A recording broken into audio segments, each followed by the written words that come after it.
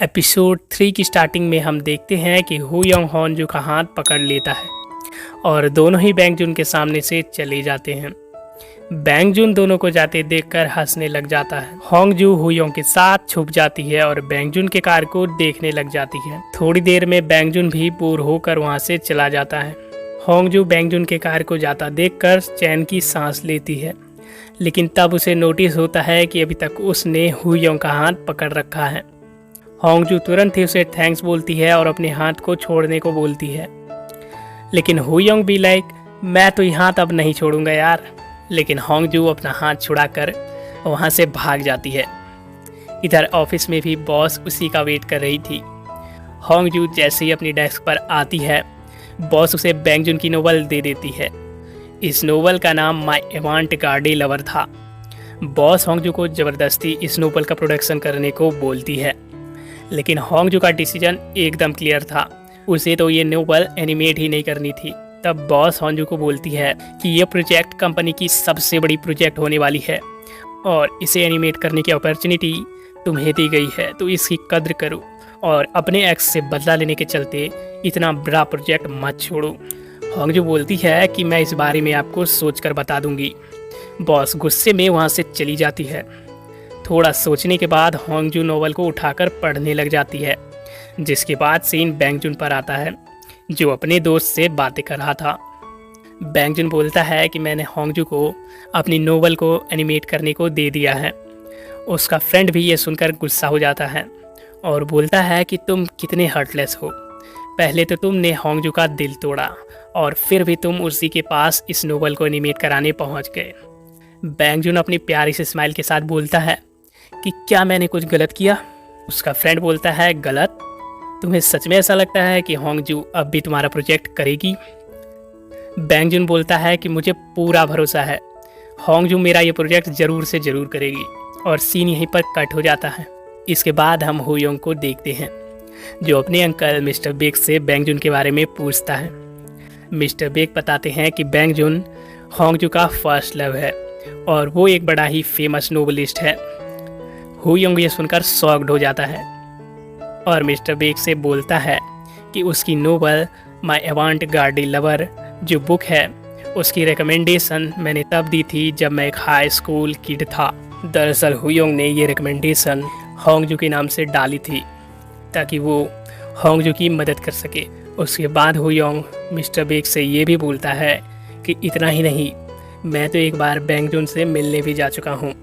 और सीन यहीं पर फ्लैशबैक में जाता है, जहाँ हु यंग को उसके टीचर एक नेशनल ओलंपियाड के लिए सियोल भेज रहे थे, क्योंकि वो अपने स्कूल का सबसे इंटेलिजेंट स्टूडेंट था।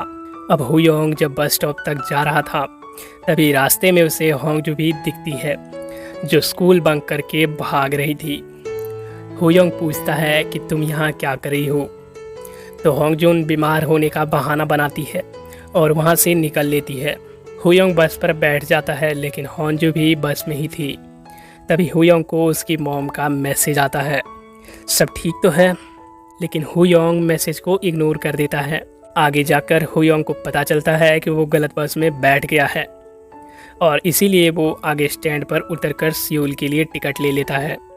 तभी होंगजू भी उसके पास आती है और वो बोलती है कि तुम यहाँ भी, कहीं तुम मेरा पीछा तो नहीं कर रहे। लेकिन हु यंग बोलता है कि कोई सेंस है इस बात की, और वहाँ से चला जाता है। लेकिन कोइंसिडेंटली दोनों ही फिर से एक ही बस में थे। होंगजू बोलती है कि तुम मेरे पीछे क्यों पड़ गए हो। हु यंग बोलता है कि मुझे खुद कुछ क्लियर नहीं है कि मैं तुम्हारा पीछा क्यों कर रहा हूँ, लेकिन जब भी मुझे क्लियर होगा मैं तुम्हें ज़रूर बताऊँगा। होंगजू सोचती है कि ये पक्का मैथ्स पढ़कर पागल हो चुका है, और तभी होंगजू का स्टॉपेज आ जाता है और वो उतरने लग जाती है। सडनली होंगजू बोलती है कि तुम मेरे पीछे यहाँ तक आ ही गए हो, तो मेरे साथ आगे भी चल लो। हु यंग भी मान जाता है। दोनों ही बस से उतर जाते हैं। हु यंग पूछता है कि हम कहाँ जा रहे हैं। होंगजू इशारा करती है और हमें पता चलता है कि होंगजू आज बैंग जुन से अपना लव कन्फेस करने आई है। वो अपने बालों को खोलकर तैयार होने लग जाती है और फ्लैशबैक यहीं पर ख़त्म हो जाता है, जहाँ हु यंग अपने सर को पकड़कर बैठा था और बोलता है कि वो सब सच में बैंग जून के लिए ही था। मिस्टर बेक उसे डांटते हुए बोलते हैं कि तुम्हें होंगजू पर क्रश है। दरअसल अभी तक वो ये समझ रहे थे कि हुयोंग की क्रश तो हाईजी है। गुस्से में मिस्टर बेक हुयोंग को ये तक बोल देते हैं कि तुम होंगजू के बारे में भूल जाओ, तुम बिल्कुल भी होंगजू के लायक ही नहीं हो। उसके बाद मिस्टर बेक वहाँ से चले जाते हैं। इधर मिस्टर सॉन को स्कूल में दिखाया जाता है, जो वहीं के पीटी टीचर थे। लंच ब्रेक में मिस्टर सॉन से एक टीचर बोलती है कि तुम्हारी ब्लाइंड डेट कैसी रही।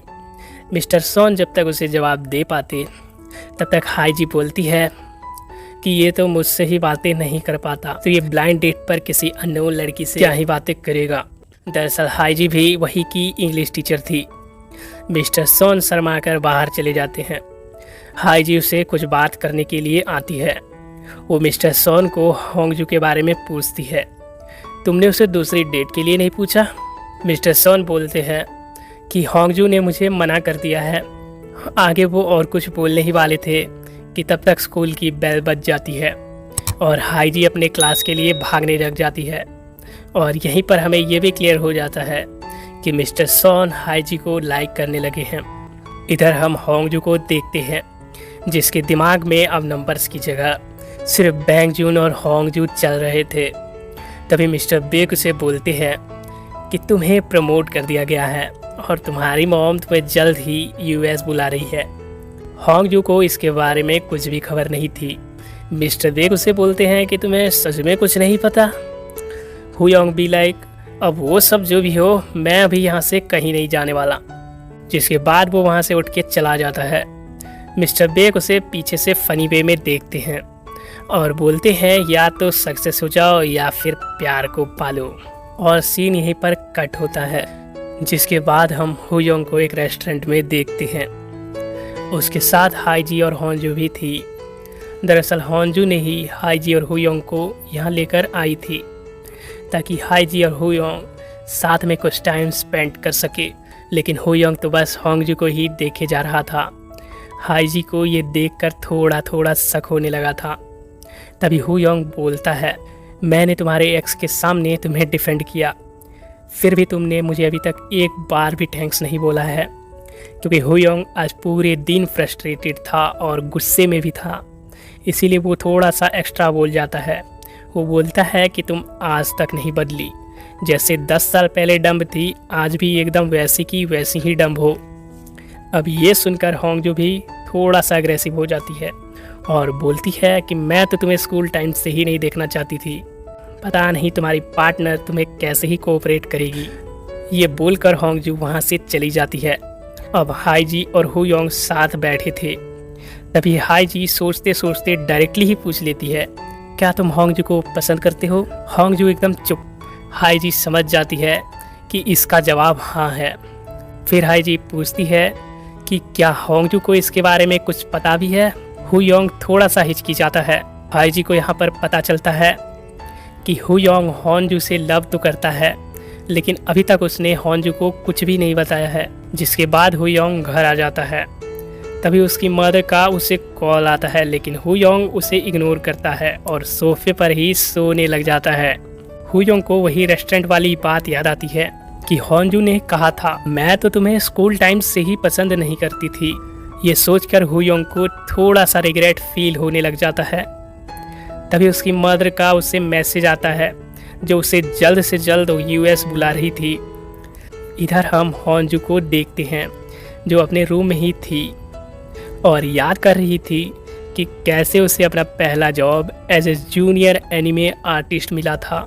स्टार्टिंग के डेज से ही उसका सपना किसी बहुत ही बड़े फेमस नोवेलिस्ट की नोवेल को एनिमेट करने का था। फिर सुबह होती है और सबसे पहले होंगजू अपने बॉस के पास भागती है। बॉस के पास पहुंचकर वो बोलती है कि मैं बैंग जून की नोवेल को एनिमेट करने के लिए तैयार हूँ। बॉस भी उसकी रिक्वेस्ट को मान लेती है। अब हम हुयोंग को देखते हैं, जो यूएस के लिए एयरपोर्ट जा रहा था। मिस्टर बेक उससे पूछते हैं कि क्या तुमने होंगजू को इस बारे में बता दिया कि तुम यूएस जा रहे हो? हुयोंग बोलता है कि उसे बताने से कोई भी फ़ायदा ही नहीं है, क्योंकि उसे तो मुझसे कोई फ़र्क ही नहीं पड़ता। जिसके बाद हुयोंग टैक्सी में बैठता है और वहाँ से चला जाता है। इस सब के बाद हम हाईजी और मिस्टर सॉन को स्कूल में देखती है, जहाँ हाईजी मिस्टर सॉन से पूछती है कि अगर मेरी बेस्टी मेरे क्रश से लव करने लग जाए तो मुझे क्या करना चाहिए। मिस्टर सॉन उसे एडवाइस देते हुए बोलते हैं कि तुम्हें उन दोनों को मिलवा देना चाहिए। हाईजी मिस्टर सॉन के एक्शंस को देखकर हंसने लग जाती है, क्योंकि मिस्टर सॉन हाईजी के सामने कुछ भी ठीक से नहीं बोल पा रहा था। इस सब के बाद सीन हमारे सैड हुयोंग पर आता है, जो होंजू को याद कर रहा था और वो होंजू को अब कॉल भी करने वाला था। लेकिन तभी उधर से हाईजी का कॉल आता है, जो उसे बताती है कि होंजू का तो एक्सीडेंट हो चुका है। ये सुनते ही हुयोंग तुरंत ही हॉस्पिटल के लिए निकल जाता है।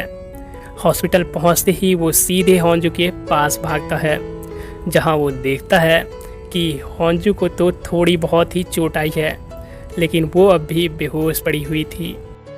इधर होंजू को भी बेहोशी की हालत में ही एक इंसिडेंट के बारे में याद आता है कि जब उसकी मॉम और उसकी स्टेप डैड उसे एक अनाथालय में भेजने की बातें कर रहे थे। होंजू भी ये चुपचाप सुन रही थी, लेकिन किसी को भी पता ना चले, इसीलिए वो छोटी सी होंजू खुश होने का नाटक करती है और कार्टून्स देखकर ज़ोर ज़ोर से हंसने लग जाती है। इतने में ही उसे एक दूसरे इंसिडेंट के बारे में याद आता है। जब वो हाई स्कूल में थी तब उसे एक बार बहुत ही हैवी फीवर आया हुआ था। स्कूल के मेडिक ने उसे घर जाकर रेस्ट करने को भी बोल दिया था, लेकिन वो घर नहीं जाती और स्कूल में ही रेस्ट करने लग जाती है। उसका फीवर हद से ज़्यादा ही बढ़ गया था। वो तुरंत ही पानी के लिए बोलती है, लेकिन जब कोई नहीं सुनता तो एक लड़का उसे पानी लाकर देता है। होंजू को बहुत ही ज़्यादा तेज़ फीवर था, इसीलिए उसे कुछ भी साफ साफ नहीं दिख रहा था।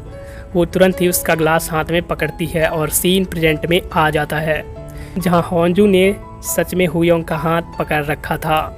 वो तुरंत ही हुयोंग का हाथ छोड़ देती है और बोलती है कि अब तुम्हें यहाँ से जाना चाहिए, लेकिन हुयोंग नहीं मानता और होंजू को एक प्यारी सी डांट लगाता है और चुप भी करा देता है। जिसके बाद होंजू को सिटी स्कैन के लिए ले जाया जाता है। इधर हाईजी भी हॉस्पिटल पहुंच जाती है, लेकिन कार से उतरते टाइम हमें फिर से पीटी वाले सर और इंग्लिश वाली मैम का रोमांस दिखाया जाता है। जिसके बाद हाईजी हॉस्पिटल के अंदर जाती है, जहां मिस्टर बेग भी आए हुए थे। इतने में हम होंजू को देखते हैं, जिसका चेकअप वेकअप पूरा हो चुका था और अब वो हुयोंग के साथ कुछ बातें करती है, क्योंकि उसे हुयोंग का इतना ज़्यादा केयर करना बिल्कुल भी बर्दाश्त नहीं हो रहा था। वो बोलती है कि मुझे पता है तुम अब यूएस में रहते हो, लेकिन तुम मुझसे ऐसे फ्लर्ट नहीं कर सकते। ये सुनते ही हुयोंग भी लाइक, क्या मैं तुमसे फ्लर्ट कर रहा था? इतने में हाईजी आ जाती है और होंजू उससे मिलने चली जाती है।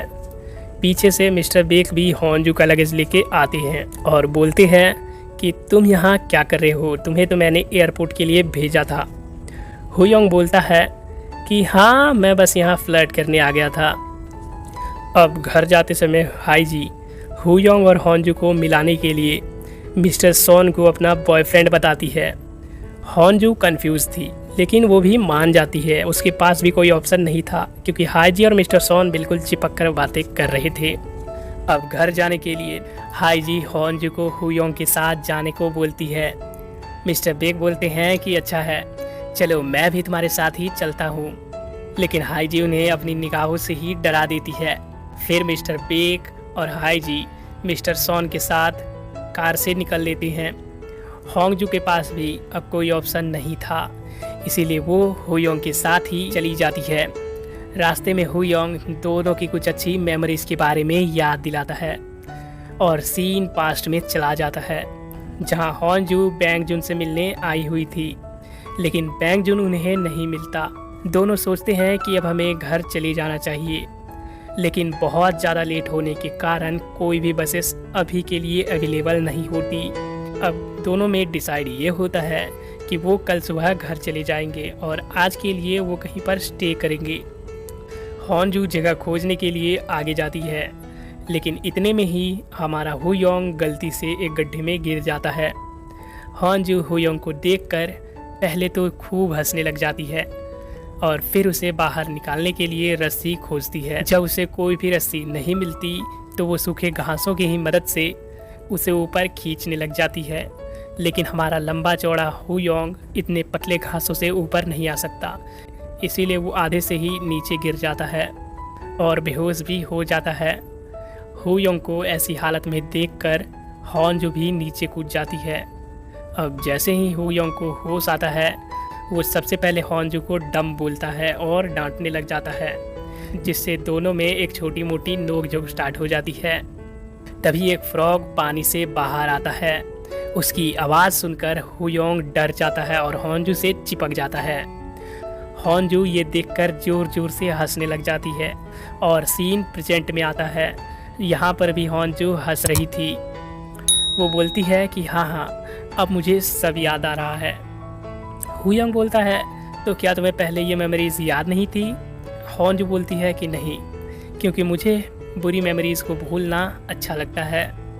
हुयोंग पूछता है कि ये बुरी मेमोरीज हैं? हॉन्जू बोलती है कि हाँ, वो सब कुछ जो बैंग जून से रिलेटेड है वो मेरे लिए एक बैड मेमोरी की तरह है। हुयोंग ये सुनकर बहुत ज़्यादा डिसअपॉइंट होता है, जिसके बाद दोनों घर पहुंच जाते हैं। हॉन्जू जिद करके अपने रूम पर जाने की कोशिश करती है, लेकिन बेचारी पैर में चोट लगने के कारण गिरने वाली होती है। हुयोंग उसे बचा लेता है और सीधे अपने घर में ले आता है। बोलता है कि तुम अभी यहीं पर रेस्ट करो और मैं तुम्हारे सारे काम कर दूंगा। हुयोंग हॉन्जू का प्रिस्क्रिप्शन लेटर ले लेता है और उसे ऑफिस में सबमिट करने को चला जाता है। हॉन्जू भी अच्छे से रेस्ट करने लग जाती है, लेकिन तभी उसे हेलुसिनेट होता है कि हुयोंग उसे किस करने वाला है। इतने में उसकी आंखें खुल जाती है और ऐसे ख्यालों के लिए वो खुद को कोसने लग जाती है, जिसके बाद वो फिर से डिसाइड करती है कि वो अपने रूम पर वापस जाएगी और वो ऐसा ट्राई भी करने लग जाती है। लेकिन तभी हुयोंग खाना लेकर वहाँ आ जाता है और इस बार वो हॉन्जू को उठाकर सीधे उसके रूम पर ले जाता है। फिर वो हॉन्जू को उसकी मेडिसिन्स देकर वहाँ से जाने लग जाता है। हॉन्जू भी उसे थैंक्स बोलती है। वो बोलती है कि तुम, मैं और हाईजी अच्छे फ्रेंड्स बन सकते हैं। हुयोंग को उसकी बातों में कुछ खास इंटरेस्ट नहीं था, इसीलिए वो कोई भी रिएक्शन नहीं देता है और वहाँ से चला जाता है। घर आकर हुयोंग अपने बेड पर बैठा होता है कि तभी उसे जोसेफ का कॉल आता है, जो उसे यूएस बुला रहा था। हुयोंग बोलता है कि मैं जल्द ही आने की कोशिश कर रहा हूँ, लेकिन तभी उसकी नज़र ज़मीन पर पड़े एक कार्ड पर पड़ती है, जो हॉन्जू के प्रिस्क्रिप्शन लेटर से गिर गई थी। दरअसल वो कार्ड पीटर्स एनिमेशन कंपनी का था, जहाँ हॉन्जू भी काम करती थी और सबसे बड़ी बात ये एक एनिमेशन कंपनी थी। हुयोंग हंसते हुए बोलता है कि अभी फ़िलहाल के लिए तो मैं कहीं नहीं जा रहा हूँ और कॉल को कट कर देता है। इधर बैंग जून कुछ एनिमेज को देख रहा था, जिसमें हॉन्जू ने एज ए जूनियर प्रोड्यूसर काम किया हुआ था। तभी उसका दोस्त वहाँ आ जाता है। बैंग जून तुरंत उससे पूछता है, क्या तुमने हॉन्जू को देखा? उसका फ्रेंड उसे बोलता है, तुम उसे सच्चाई क्यों नहीं बता देते? और हमें पता चलता है कि बैंग जून अब अच्छी नॉवेल्स लिख ही नहीं पा रहा है, जिससे कि उसकी फेम भी धीरे धीरे कम होती जा रही है। बैंग जून भी इससे बहुत ज़्यादा परेशान होने लगा है और इसी के साथ सुबह हो जाती है, जहां हुयोंग उस कार्ड को देखकर अपने पास्ट को याद करता है, जहां उसने हॉन्जू को एक बार अपने सीक्रेट के बारे में बताया था कि वो भी एक एनिमे डायरेक्टर बनना चाहता है। हॉन्जू भी ये सुनकर बहुत ज़्यादा खुश होती है, लेकिन हुयोंग बोलता है कि ये मेरे बचपन का सपना है, जो प्रैक्टिकली अब बिल्कुल भी पॉसिबल नहीं है। हॉन्जू बोलती है कि क्योंकि ये हम दोनों का ही सपना है, इसीलिए अगर मुझे कोई भी जॉब लगती है तो मैं तुम्हें अपने सैलरी का 5% पर मंथ दूंगी। तभी सीन प्रेजेंट में आता है। हम हॉन्जू को हुयोंग के साथ ब्रेकफास्ट करते हुए देखते हैं। हुयोंग हॉन्जू को इम्प्रेस करने के लिए उसके फेवरेट डिशेस खिला रहा था, जो उसने हाईजी और सेंग से पता की हुई थी। इतना सब करने के बाद हो योंग हाई जी को 5% के बारे में याद दिलाता है। हॉन्जू परेशान हो जाती है। वो सोचती है एक तो मेरी सैलरी इतनी कम है, ऊपर से इसे भी 5% देना होगा। इधर हो योंग पिछले 10 सालों का भी 5% जोड़ने लग जाता है। हॉन्जू डर कर अलग अलग बहाने बनाती है और हो योंग की हंसी छूट जाती है। वो बताता है कि जितनी तुम्हारी 10 साल की सैलरी है उतना तो मैं बस एक कंपनी से ही चार्ज कर लेता हूँ। हॉन्जू बोलती है ओ तभी तो तुम इतने स्मार्ट हो। उसके बाद हो योंग एनिमे के बारे में उससे पूछता है तो हॉन्जू बताती है कि वो प्रेजेंट में भी एक एनिमे की मेन प्रोड्यूसर है, लेकिन हॉन्जू बैंग जुन का नाम मेंशन नहीं करती। जिसके बाद वो बताती है कि पहले भी वो कई एनिमेज में काम कर चुकी है, जिसका क्रेडिट भी उसे एनिमे के एंड में मिला हुआ है। हो योंग क्यूरियस होकर बोलता है तो चलो अभी ही उसे देखते हैं। दोनों ही हॉन्जू के रूम के लिए निकल जाते हैं। तभी बाहर बैंग जुन भी आ जाता है, जो हॉन्जू को बोलता है कि मैंने सुना है कि तुम्हारा एक्सीडेंट हो गया है। फिर वो हो योंग की तरफ देखता है और बोलता है कि शायद मैंने गलत ही सुन लिया है। हो योंग उसे जवाब देने ही वाला था, तभी हॉन्जू अपने दोनों पैरों पर चलकर आती है और बोलती है कि तुम मेरे पर्सनल लाइफ में कमेंट नहीं कर सकते। तो बैंग जुन चिल्लाते हुए बोलता है क्या मेरा पूरा करियर तुम्हारे लिए सिर्फ एक मजाक है। वो इमोशनल भी हो जाता है और बोलता है कि अगर इसी तरह डिले होता रहा तो मुझे तुम्हें मेन प्रोड्यूसर के पोस्ट से निकालना पड़ जाएगा। हॉन्जू बोलती है कि ज़रूर तुम मुझे निकाल सकते हो। जिसके बाद वो घूमकर वहाँ से जाने लग जाती है, लेकिन बैंग जुन उसका हाथ पकड़ लेता है। गुस्से में हॉन्जू अपना हाथ छुड़ाती है और वार्निंग देते हुए बोलती है कि अगर फिर से तुमने मेरा हाथ पकड़ने की कोशिश की तो मैं तुम्हें स्लैब भी लगा दूंगी। इतना सब होने के बाद हॉन्जू अपने इंजर्ड पैर के साथ ही ऊपर रूम में चली जाती है। बैंग जुन भी गुस्से में वहाँ से निकल लेता है। हो योंग खड़े खड़े तमाशा देख चुका था, जिसके बाद वो ऊपर आता है, जहाँ वो देखता है कि हॉन्जू तो रो रही है। और फिर हो योंग उसके पास बैठ जाता है, बोलता है मुझे तुम्हारा रोमांस स्पॉइल होते हुए देखकर बहुत ज़्यादा ही खुशी हो रही है। हॉन्जू से घूरने लग जाती है।